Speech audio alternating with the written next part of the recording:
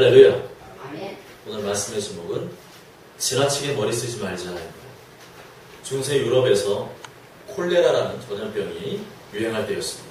한 농부가 마차를 몰고 성을 향해 가는데 갑자기 어떤 부인이 마차를 불러 세웠습니다. 그리고 그 부인은 농부에게 저 성까지 태워줄 수 있느냐고 부탁을 하였습니다. 농부는 부인의 부탁에 승낙하여 함께 성까지 가게 되었습니다. 그런데 한참을 가다 보니까 뭔가 분위기가 좀 이상했습니다. 부인을 마차에 태울 때는 잘 몰랐는데 부인이 마차를 탄 이후로 계속해서 소름 끼치는 묘한 웃음을 자신에게 흘리는 것이었습니다. 그래서 농부가 부인에게 물었습니다. 부인은 누구십니까? 저는 콜레라를 퍼뜨리는 콜레라 여사입니다. 뭐라고요? 근데 왜 제 마차에 타셨습니까? 저 성에 사는 사람들을 죽이러 가기 위해서입니다. 그렇다면 저는 부인을 태워줄 수 없으니 지금 당장 내리십시오. 그래요? 지금 날 태우지 않으면 당신부터 죽이겠습니다. 네? 그렇다면 나 한 가지 약속을 합시다. 내가 당신을 저 성까지 태워다 줄 테니 딱 5명만 죽이시오. 그렇게 5명만을 죽이기로 약속한 후에 농부는 콜레라 여사를 태우고 성 앞에 도착했습니다. 그런데 이게 웬일입니까? 성에 도착해보니까 1000명도 넘는 사람들이 시체로 그 앞에 질려 있는 것이 아니겠습니까? 농부는 화가 나서 물었습니다. 부인, 약속이 틀리지 않습니까? 5명만 죽이기로 했는데 이게 다 어떻게 된 겁니까? 그래서 콜레라에서는 나는 아직 한 사람도 죽이지 않았습니다. 라고 말을 했습니다. 그러니까 농부는 더 화가 나서 물었습니다. 지금 무슨 소리 하는 겁니까? 그럼 저 시체들은 다 누가 죽였다는 겁니까? 그러자 콜레라에서는 저 사람들은 내가 온다는 소식을 듣고 질에 겁을 먹고 죽은 사람들입니다. 여러분 어떻습니까? 이야기는 누군가가 지어낸 얘기일 것입니다. 그렇지만 우리에게 시사하는 바가 크다고 생각을 합니다. 많은 사람들이 이미 일어나지도 않은 일을 마치 일어난 일인 것처럼 속단하고 질에 겁을 먹고 있습니다. 염려병, 근심병에 걸려 있습니다. 그런데 오늘 믿음의 조상 아브라함에게도 이와 같은 일이 벌어졌습니다. 믿음의 조상이라는 칭호에 걸맞지 않는 행동이었습니다. 왜 아브라함이 그런 행동을 하게 되었을까요? 오늘 말씀을 통해 함께 살펴보고 우리의 거울로 삼는 시간이 되기를 바랍니다. 첫째로 하나님의 자녀에게도 어려움이 생길 수가 있습니다. 10절 말씀을 다 함께 읽어보시겠습니다. 10절 시작. 불편의 기근이 들었으므로 아브라함이 애굽에 거주하였고 그리고 일어났으니 이는 그 땅에 기근이 심하였으나. 아브라함 믿음의 조상이었고 하나님의 특별한 언약을 받은 인물이었습니다. 그렇다면 우리의 생각에는 아브라함에게는 그 어떤 장애물이나 어려움도 없이 승승장구하는 일만 있어야 할 것이라고 생각을 하는데 그렇지가 않습니다. 하나님의 특별한 음성을 친히 들었고 또한 그 말씀을 따라 즉각 순종함으로 하나님의 인도하심을 받는 중에 있었습니다. 그렇다면 더더욱 이런 어려운 일은 없어야 했습니다. 그러나 그런 그에게도 시련이 닥쳐왔습니다. 아브라함이 사는 땅에 기근이 들었습니다. 그것도 아주 심한 기근이 들었습니다. 아브라함도 예외가 아니었습니다. 아브라함도 먹고 사는 문제로 염려하게 되었던 것입니다. 하나님은 하나님의 자녀를 먹이시고 입히시지만 때로는 하나님의 자녀에게도 먹고 사는 문제로 어려움을 겪게 하실 수 있다는 겁니다. 그럴 때 믿음의 사람들은 이렇게 말을 합니다. 하나님의 자녀에게 이런 일이 생기면 안 되는데 세상 사람들이 교회 다니는 사람들을 보고 뭐라 그러겠어요? 이건 하나님의 영광을 가리는 일이야 라고 말입니다. 그것도 일리 있는 말이지만 사실은 하나님 중심의 생각이 아닙니다. 나 중심의 생각입니다. 내 생각에는 그런 일이 결코 일어나서는 안 되는 일이지만 하나님 보시기에는 그러한 일도 필요하시기 때문에 일어난 것입니다. 그러므로 하나님의 자녀에게 닥치는 고난을 무조건 남들 보기에 안 좋다거나 하나님의 영광을 가려운다는 식으로 생각해서는 안 됩니다. 그러다 보면 도리어 진정 하나님의 뜻이 무엇인지를 발견하지 못하고 저 광야에서 계속 방황할 수가 있습니다. 제가 처음 신앙 생활을 할 때에도 그랬습니다. 이제 나는 하나님의 자녀가 되었으니까 항상 좋은 일만 있을 거예요. 하나님의 자녀는 하나님께 택함받은 특별한 존재이기 때문에 절대로 어려움은 없을 거예요 라고 생각을 했었습니다. 그래서 좋은 일이 생기면 할렐루야 그러면 그렇지 라고 했지만 어려운 일을 만나면 왜 하나님의 자녀인 나에게 이런 일이 생기지? 하면서 금방 시무룩해지고 침체되었습니다. 한마디로 감정 기복이 아주 심했습니다. 하늘을 찌를 듯이 기고만장했다가도 고난을 만나면 이것을 어떻게 해석하고 받아들여야 될지를 잘 몰랐습니다. 제 마음속에는 하나님의 자녀에게는 결코 힘든 일이 생기면 안 된다는 생각이 너무나 확고했기 때문에 더 마음속에 갈등과 번민이 있었던 것 같습니다. 그런데 성경을 읽어보니까 저의 생각이 틀린 것을 알게 되었습니다. 성경에 나오는 믿음의 인물들의 삶을 보니까 다 굴곡이 있었습니다. 마지막에는 하나님의 도우심으로 승리하고 축복을 받았지만 그 과정들을 보니까 결코 만만치 않았습니다. 내 경험보다도 더 비참하고 더 고통스러운 일들을 그들은 겪었습니다. 하나님은 고통과 어려움을 통해 하나님의 자녀들을 그렇게 빚어가고 계셨던 것입니다. 다윗이 성령의 감동을 기록한 시편 말씀만 봐도 그가 얼마나 힘들고 괴로운 시간을 보냈는지 알 수가 있습니다. 시편 6편 6절에 보면 내가 탄식함으로 피곤하여 밤마다 눈물로 내 침상을 띄우며 내 요를 적시나이다 라고 말씀합니다. 어떻게 눈물로 침대를 띄울 수가 있습니까? 이것은 시적인 과장법을 사용한 것이지만 그만큼 다윗의 눈에서 눈물이 마르지 않는 고통과 슬픔이 있었다는 것입니다. 제가 초신자였을 때는 이 시편 말씀이 왜 성경에 기록되었을까? 좀 이해하기 어려운 말씀이다 라고 생각을 했었습니다. 그렇지만 제가 실제로 고난과 역경을 만나게 되니까 시편만큼 저에게 위로가 되는 말씀이 없었습니다. 하나님 마음이 합하다고 인정받은 다윗에게도 저러한 시련이 있었다면 하나님의 자녀인 나에게 어찌 저런 시련이 없겠는가 하는 생각과 함께 히브리서 12장 6절에서 8절 말씀이 제 가슴에 와닿았습니다.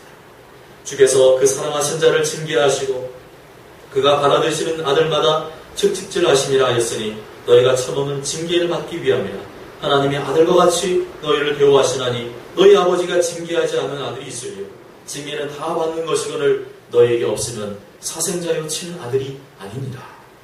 하나님의 자녀도 이 땅에 사는 동안에는 믿지 않는 사람들과 동일한 어려움을 겪게 됩니다. 불합격, 실패, 낙방, 실직, 질병, 갈등, 아픔, 사고. 하나님의 자녀라고 해서 예외가 없습니다. 우리는 이것을 인정하고 받아들여야 됩니다. 중요한 것은 그 다음입니다. 그런 일을 통해서 세상 사람들은 더 독해지고 사나워지지만 하나님의 자녀들은 그러할수록 하나님 앞에 더 엎드리게 되고 더 겸손해지게 됩니다. 이것이 하나님께서 원하시는 고난 속에 담겨진 다이아몬드입니다. 저에게도 큰 고난이 있었습니다. 제가 원하는 대로 일이 풀리지 않았습니다. 오히려 더 어렵고 더 큰 난관이 제 앞을 가로막았습니다. 그때는 너무 낙심이 되어서 기도도 잘 되질 않았습니다. 그렇지만 엎드리는 방법 이외에는 다른 방법이 없었습니다. 무조건 엎드려 기도했습니다. 기도가 잘 되지 않아도 엎드렸습니다. 지금 생각해보아도 그때만큼 간절히 기도한 적이 없었던 것 같습니다. 저는 그 일을 통해서 두 가지를 배우게 되었습니다. 하나님만을 철저히 의지해야 된다. 내 마음대로 내 인생이 진행되지 않는다는 것을 배웠습니다. 사랑하는 여러분, 믿음의 조상 아브라함에게도 시련이 찾아왔습니다. 하나님의 특별한 음성을 듣고 순종하는 길이었음에도 불구하고 어려움이 찾아왔습니다. 대단한 문제도 아니고 먹고 사는 문제로 근심 걱정하게 되었습니다. 우리도 이러한 일을 만날 수가 있습니다. 아무리 하나님의 자녀라 할지라도 이 땅에 사는 동안에는 세상 사람과 똑같이 근심되는 일을 만날 수가 있습니다. 그럴 때 이상하게 생각하지 마십시오. 하나님의 자녀로 하여금 엎드리게 하시고 하나님을 더욱더 의지하게 하시려는 하나님의 계획이 담겨져 있는 줄 믿습니다. 저는 모두가 원치 않는 일을 만난다 할지라도 당황하지 말고 하나님 앞에 엎드려 기도하며 더 주님만을 의지하게 되시기를 주님의 이름으로 간절히 축복합니다. 둘째로, 어려움을 만났을 때 지나치게 머리를 쓰면 안 됩니다. 한번 따라해 보실까요? 어려움을 만났을 때 지나치게 머리를 쓰면 안 됩니다. 11절부터 13절 말씀 다 함께 읽어보시겠습니다. 11절에서 13절 시작. 그가 애굽에 가까이 이르렀을 때 그의 안에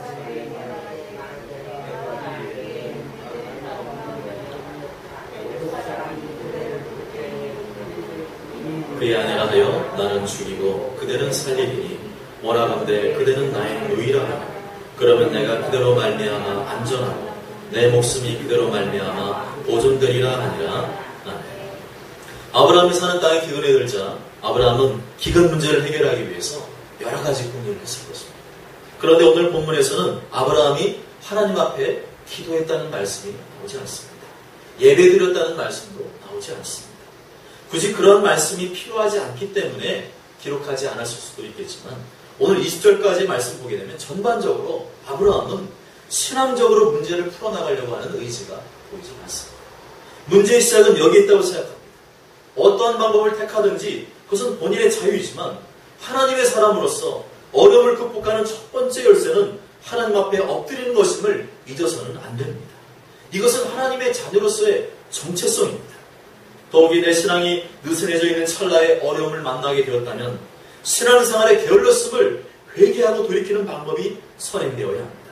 모든 문제의 열쇠에는 하나님 앞에 하나님께 있음을 인정하는 태도야말로 하나님의 인도하심을 받는 첫 번째 비결인 줄 믿습니다. 그 다음에 우리가 취해야 될 방법은 우리의 머리를 사용하는 것입니다. 하나님은 기도하거나 말씀을 묵상하는 중에 하나님의 생각과 뜻을 심어주십니다. 그렇지만 대부분의 경우에는 우리에게 주신 머리, 즉 이성을 사용하기를 원하십니다. 이렇게 볼 때 아브라함 입장에서 기근의 문제를 해결할 수 있는 가장 좋은 방법은 먹을 양식이 풍부한 땅으로 이동하는 방법이었습니다. 그래서 아브라함은 가까운 애굽 땅으로 내려가기로 결정을 했습니다. 여기에 지나치게 영적인 해석을 하는 분들이 있는데 제가 볼 때는 좀 무리가 있다고 생각합니다. 애굽은 영적으로 타락한 곳이다. 그곳에 내려가면 안 되는데 아브라함이 내려갔다라고 해석을 합니다. 저는 그렇게 바른 해석은 아니라고 봅니다. 아브라함이 처한 상황이 우리에게 닥쳤다고 생각을 해보실까요? 우리나라 전역에 가뭄이 들어서 흉작이 되었다면 여러분은 어떻게 하시겠습니까? 처음에는 외국에서 농산물을 수입하겠지만 요즘 때처럼 7년 동안 흉년이 들어서 국가적인 위기 사태를 맞이했다고 생각해 보십시오.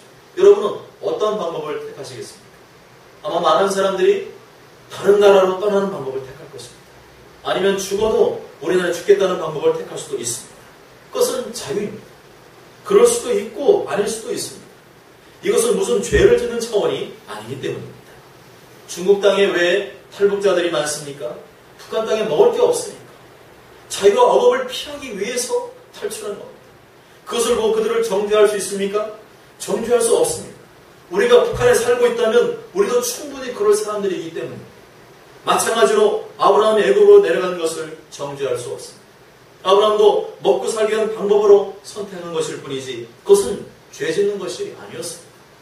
기근이 닥쳐왔는데 그것도 심각한 기근이 닥쳐왔는데 그냥 앉아서 기도만 하다가 이대로 가족을 굶겨죽일 수는 없는 일 아닙니까? 도리어 아브라함은 가장으로서 책임있는 선택을 했다고 저는 보아집니다. 그런데 진짜 문제는 그 다음에 일어나는 겁니다.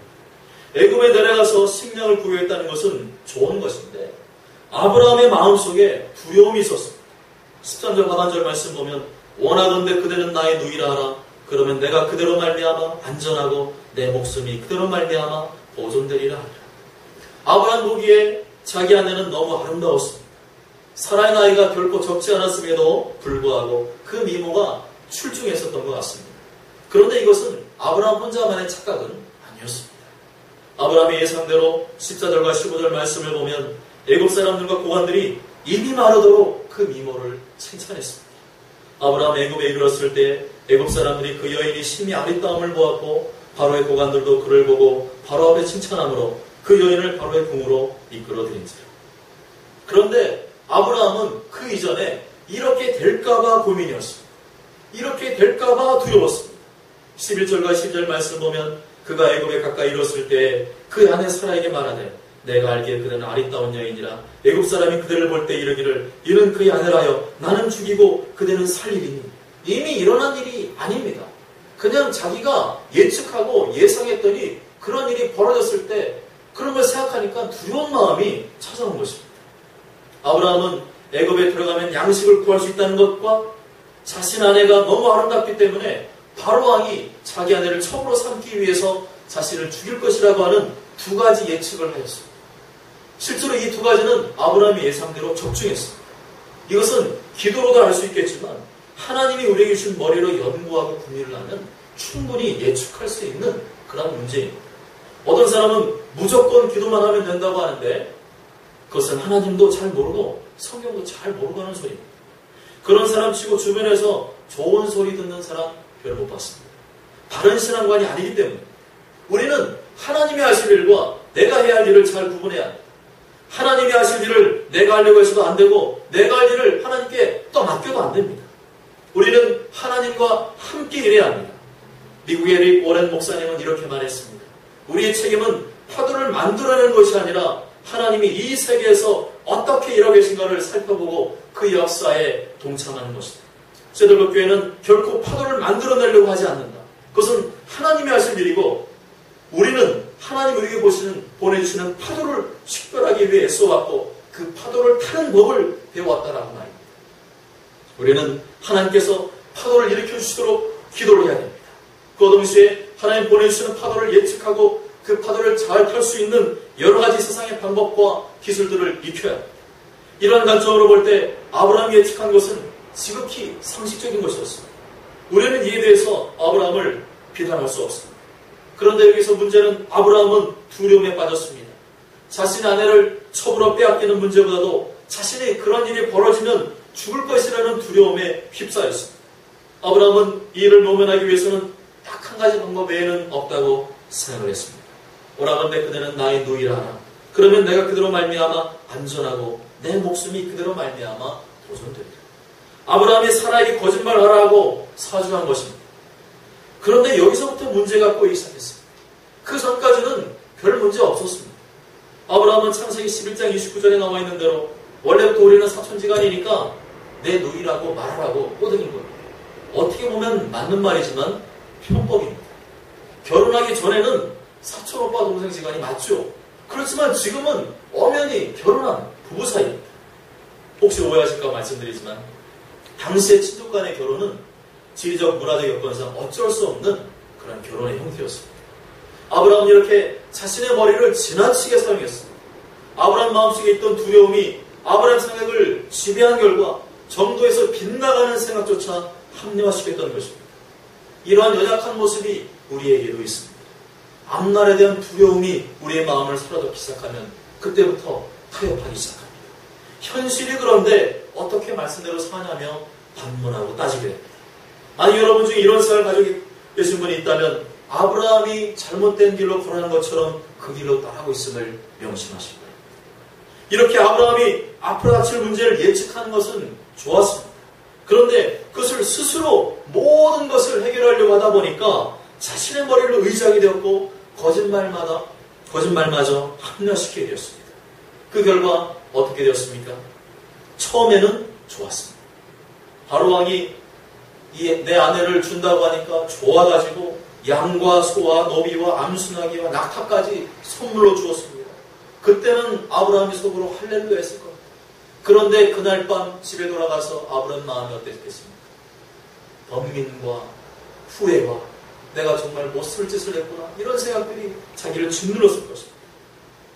그런데 하나님께서는 이러한 모든 것을 묵묵히 지켜보시다가 아브라함과 맺은 언약을 보존하시기 위해서 직접 개입하셨습니다. 17절을 보면 여호와께서 아브라함의 아내 사레의 일로 바로와 그 집에 큰 재앙을 내리신지라 말씀합니다. 아브라함의 잘못된 선택에도 불구하고 모든 것을 합력하여 손을 이루게 하시는 하나님 덕분에 다행히 가정의 파탄을 막을 수 있었고 언약의 파괴를 막을 수가 있었습니다. 한편 어떠한 재앙이 바로왕에게 내렸는지는 성경에 나와 있지 않지만 18절과 19절 말씀 보면 어찌하여 네가 어찌라는 단어를 3번이나 사용한 것으로 보아서 한마디로 하나님이 그날 밤에 재앙을 내리셨는데 바로왕이 죽을 뻔했다가 살아난 모양입니다. 바로가 아브라함을 불러서 이르되 네가 어찌하여 나에게 이렇게 행하였느냐? 네가 어찌하여 그를 내 아내라고 내게 말하지 아니하였느냐? 네가 어찌 그를 누이라 하여 내가 그를 데려다가 아내를 삼게 하였느냐? 내 아내가 여기 있으니 이제 데려가라. 이 얼마나 창피한 일입니까? 하나님의 자녀가 먹고 살기 위해 애굽에 내려가는 것이 창피한 것이 아니라 하나님의 자녀로서 세상 사람들에게 거짓말했다가 들통난 것이 창피한 일입니다. 어떤 텔레비 프로그램 보니까 악덕 세금 체납자가 나왔습니다. 그 사람을 적발해가지고 카메라로 찍었는데 그 거실 벽에 십자가 걸려있는 겁니다. 저는 그걸 보면서 정말 마음이 무너지는 것 같았습니다. 저 몹쓸 짓을 저 욕심 부리려고 추태를 부리다니 저거야말로 정말 창피한 일이다. 그렇게 안 해도 20절 말씀처럼 하나님께서 알아서 돌보아 주시는데도 불구하고 우리는 상황이 더럽혀지거나 두려운 마음에 사로잡히게 되면 수단과 방법을 가리지 않으려고 하는 경향이 있습니다. 적당히 타협하고 적당히 편법도 서슴없이 자행하려고 합니다. 그러다가 하나님 말씀을 거역하고 그러다가 일이 더 꼬이는 경우가 얼마나 많이 있습니까? 이것은 불신앙입니다. 회개해야 합니다. 두렵다고 조급하다고 지나치게 머리를 쓰다가 더 큰 화를 만나기 전에 하나님 앞으로 돌이켜야 됩니다. 사랑하는 여러분, 어려울수록 두려울수록 내가 살아남기 위해서 적당히 타협하고 거짓말을 하려고 할 때가 얼마나 많이 있습니까? 남들이 하니까 그렇게 하면 안 하면 바보라는 소리를 들으니까 우리도 쉽게 유혹을 받습니다. 그러나 우리는 하나님의 자녀입니다. 하나님의 자녀로서 어려운 일을 만나는 것이 창피한 것이 아니라 하나님의 자녀가 세상의 거짓과 불의에 동참하는 것이 창피한 일인 줄 믿습니다. 모쪼록 저런 모두가 아브라함의 실수를 반면교사로 삼아 비록 더디다 할지라도 비록 두렵다 할지라도 하나님의 말씀 안에 머무심으로 말미암아 하나님의 돌보시는 손길을 친히 경험하게 되시길 주님의 이름으로 간절히 축복합니다.